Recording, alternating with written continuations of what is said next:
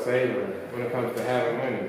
I'm more of a saver, honestly. Like I say, half of everything gonna get saved. Yeah, you gonna put it up Just somewhere off top, just cause I know you like they say, save your money, it'll save you. Cause boy, For sure. once I didn't have the moments when I done had like a big stupid check, like when I was in college or whatnot, like you get your first big refund. Yeah, mama like just do what you want with. It's like, oh fuck, I ain't gotta pay this back for right now. Splurging and that shit was dumb. So that was my lesson right there. Sure. I gotta save. So you meet your 18-year-old self. Mm-hmm. You can say 3 words. What are they? Watch the scammers. Elaborate. Have you been scammed before? Yeah, like not even in just like a card check scam. That's not even what I'm talking about this industry. Like my God, like these fake A&Rs. People trying to finesse. People who act like they're a rapper from another page. Like, oh, they want to do a feature. Like I'm like, I ain't got scammed too much. I wouldn't even consider the South Walker situation a scam either because I'm talking to these people. Like, I met these people. But like, yeah, when I was younger, like when I was 18, 19, that's probably what set me back. Probably a year or two. I got scammed out of some money that I was supposed to just, they told me I was the shit I'm doing to go viral. Like that shit. Like, nah. They sold you a dream, basically. Yeah, they're doing that a lot right now. Like, cause it's easy to sell. So how much did you get scammed for? It was probably like 2, 3. Nah, it was probably like 5 racks, honestly.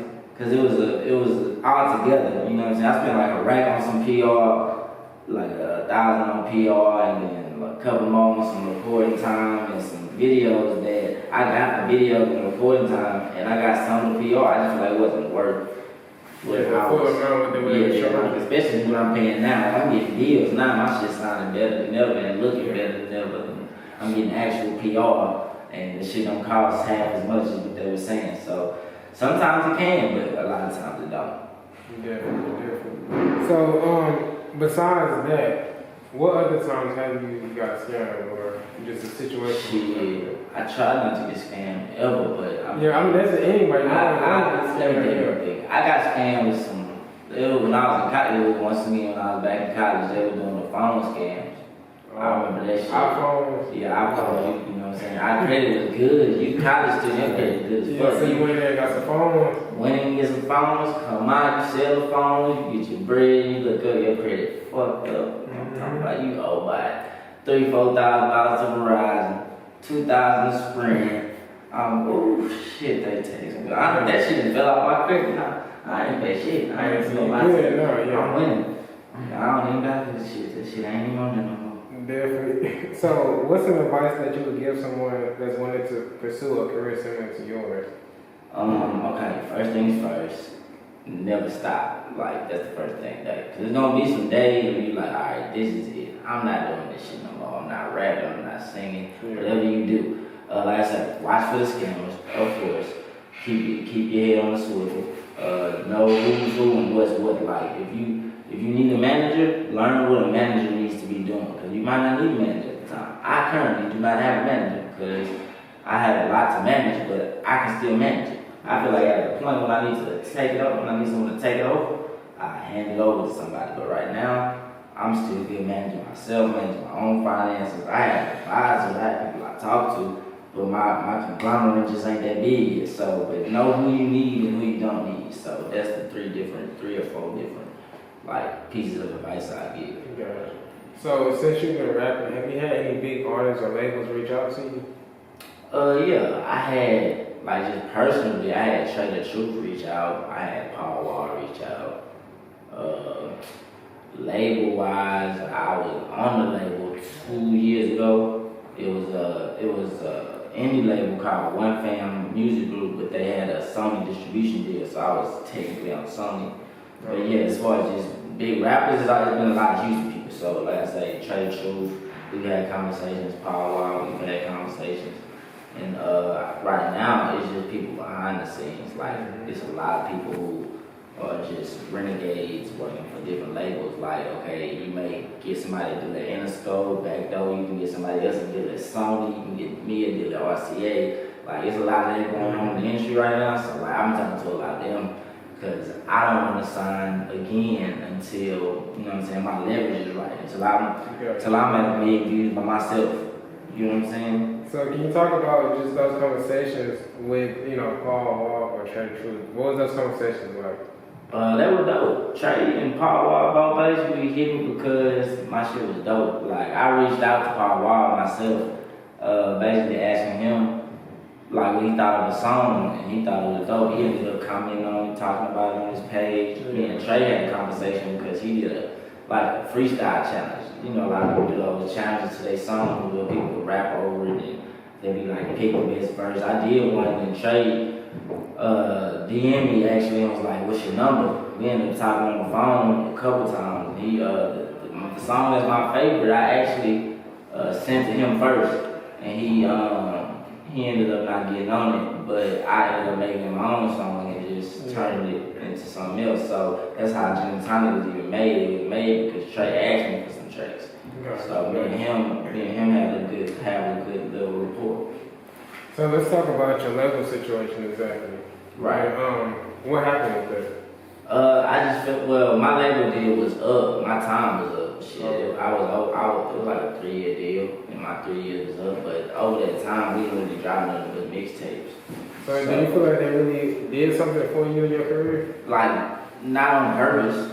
They did No, I know what you're asking. I'm saying, like, but not on purpose. Like, they helped me, but not how they were supposed to. It was an accident. Like, I ended up learning shit by just being on the label and being around the situation. But intentional, like, did they really like put some shit out in my shit? Went to levels, heights it never went to? No, that didn't happen. Like, so, I mean, I had a song that peaked at like 200,000 streams. Like, that brought me a cool little check. But like on Spotify, that was a cool little Spotify check, a couple $100, I think. But that was like my biggest streaming check at that point. So that was cool, but other than that, nah, not really. They taught me a lot though, so I'm grateful for that. What's one thing that you wish you known when you began your career? Where to put the money, because money has to be spent. I knew that from jump. It's just where this money has to go. And now it's totally different than when I first started, like where the money has to go. But either way, whenever I was in the game, at any point, if I knew where the money needed to go, I'd have probably been further off than I am now. Because now, like, the money gotta go to Spotify playlisting. You gotta go to a certain, you know, like, sometimes you might want to get on your Say Cheeses. You can even get on No Jumpers Instagram. You can get on different promotion and stuff, promotions, different marketing techniques and shit. Some people run ads on YouTube, and those work great, because I used to run ads on YouTube, and ads on Instagram and Facebook. So just knowing where the money goes. Because the most money do not go to the music videos, it don't go to the recording, it don't go to the promotion. It's promotion. That's where all the money goes. No, most definitely. So, what's the best advice that you've been given in life? In life? Yeah, just in life. The best advice? Oh, no, that's easy. Is stay true to yourself. You know who you are. Like, that's my dad's advice always. Like, no matter what, like, whatever works for somebody else might not work for you. So, learn yourself and realize what's best for you and do that. Like, don't try to do what works for the next man, because you might see somebody get away with a murder and you can't get away with shoplifting. So, you might not be doing that. Like, for real, you need to learn yourself. Like, so yeah, do you. Like, whatever you is. Yeah, that's the best advice I ever got. So, what's next for you? What can we expect from Dominique? From visuals to music and business ventures, what can we be expecting? Definitely a lot of new music videos, a lot of new visuals. All my music videos now, I sit down, I come up with a treatment. Sometimes I run it by a creative director.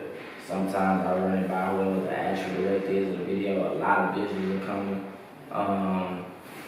A lot of growth is definitely coming, because I just dropped a video, freestyle video. I do a lot of freestyling, like in the sense of the old Lil Wayne, because you talking about Wayne earlier. Like, drop 3 type shit, just get on somebody else's beat and just run that shit. Like, So I do a lot of that, but I make my own. I go to the studio and do it, make my own videos for it, put that on YouTube, rack it up. Like, so I got one right now that's at like 16,000. I got a video called 10 Years Later with a friend of mine that rap named Tyrex. Like as we speak, I just dropped it. Well, we just dropped it a week ago. As we speak, it's at like 60K. Still doing numbers. Yeah, still doing numbers. So I'm just trying to do more numbers and more numbers until I reach that million. Because once you reach that million, you have leverage. Like I've been told specifically, like they looking at them numbers. Like they looking at the streaming you doing, the views you doing. They want to see that.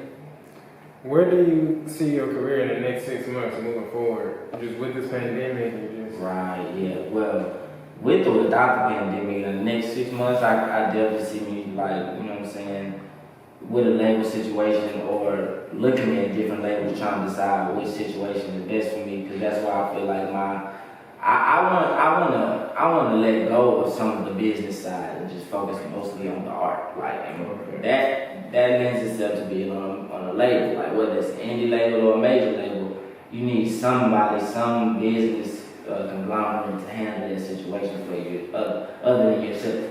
So I'm definitely looking for a label home for my label. Like I have a label, it's called The Wave, and I just want to get a business venture together where we can both profit, we can both have a say so, and we can both, you know what I'm saying, take my shit and other people in Houston shit to the top. Definitely. Well, we definitely appreciate you for coming out today. We're gonna definitely take back Sure, man. Let's get it.